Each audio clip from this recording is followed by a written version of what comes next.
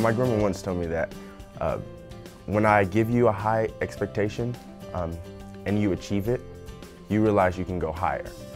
New and higher standards are so important because we are living in a global economy. We are going to need to compete at a level with students around the world.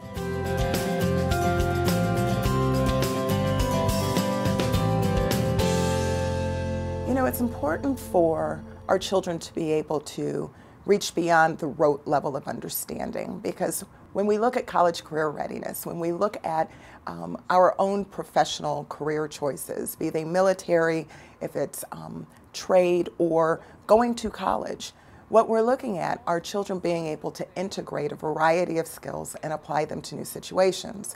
Okay, so again, we're describing the sides and the angles of this building. As the director of curriculum in my district, I've been able to work with all of our standards, K-12 and really pre-K-12, and look at the progression of those standards and how at each grade level students are building skills upon what they've learned the past year.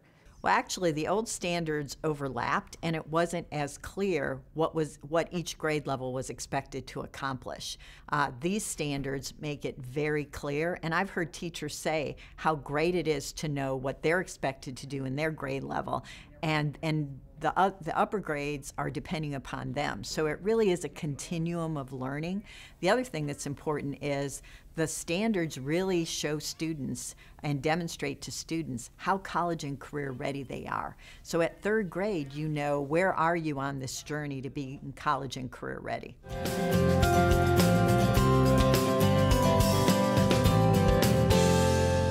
One of the things that I really appreciate when I walk into math classes is I see more depth. I also see as teachers are in meetings together, they're talking among grade levels to make sure that there's a greater breadth of knowledge. And I really think the Common Core is teaching students why things happen and gives them a greater understanding of how math works so they can translate that to other things throughout life. As the Common Core focuses on conceptual understanding for mathematics, it's extremely important for my students to be able to justify their answers and their problem-solving strategies. So we've kind of transitioned, and it's a struggle for some students, but it's a learning curve and a learning process. So we transitioned from just doing this because we recall that information or we know that's the formula, but to understanding how it works and why we're doing that in the real purpose. We're laying that foundation now at an early age versus just memorizing or exploring so many different mathematical concepts that nobody ever really gets a grasp on any of them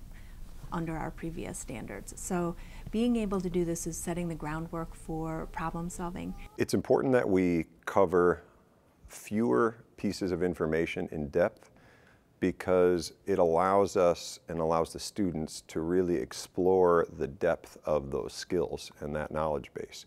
It allows those students to really get into it. It gives us as teachers time to explore it in depth and really bring in the real life component as well so that we can translate it into real life examples, determine what the kids are interested in, and then really explore it. And the key is you have to be able to rationalize why or come up with evidence or a justification as to why you are making that recommendation.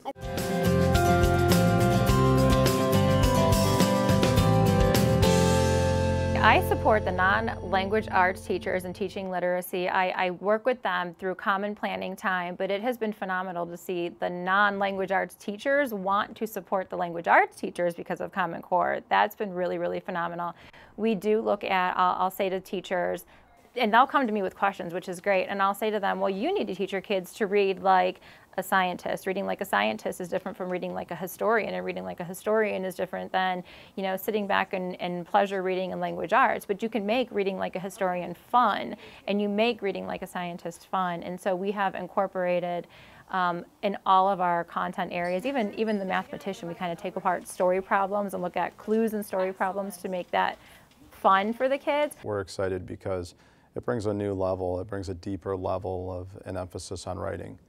And that's exciting because even at the kindergarten level, you can start to expect students to demonstrate and communicate in more effective ways. And sometimes that shift at the K-2 level is less, it absolutely includes writing, but it can be a lot about the speaking and listening standards in Common Core. Reading does expand across all content areas. It's the foundational skill for everything we do.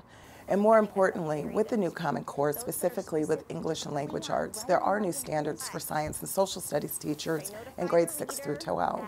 Teaching literacy is really important in a science course because students have to be able to read information and translate that in their brain to make meaning from that information. This is going to be like we've got a DNA strand that's just replicated. And that's, of course, not just important in science, but important in life as well. Students, especially I think as our society gets more and more technological, students have to be able to read about scientific ideas and know what those mean because it has an impact on their everyday life. And the Common Core really emphasizes reading, writing, speaking, and listening skills. It's important for students to practice the writing, especially the written piece of that early, because they need to be able to convey those ideas and they need to be able to persuade, they need to be able to inform, they need to be able to summarize, and what I call them, it's the difference between thick and thin questions. Thin questions to me are ones you can go back in the story and find it. For example, when did the story take place? Oh, it says right here the story took place in Brooklyn, Ohio. Thick questions are ones that create thought and maybe reading between the lines, and that's what, again, Common Core is focused more on, not just the basics of reading, but the reading between the lines of that. College and career readiness means that I'm going to leave here with the knowledge necessary for not only for what I want to do in my life, but for the knowledge necessary for what I'm expected to do with my life.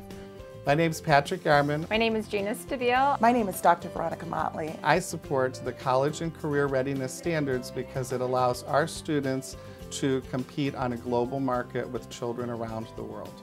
I support college and career readiness standards because I believe they set the bar higher in order that our students are better prepared for the world of work.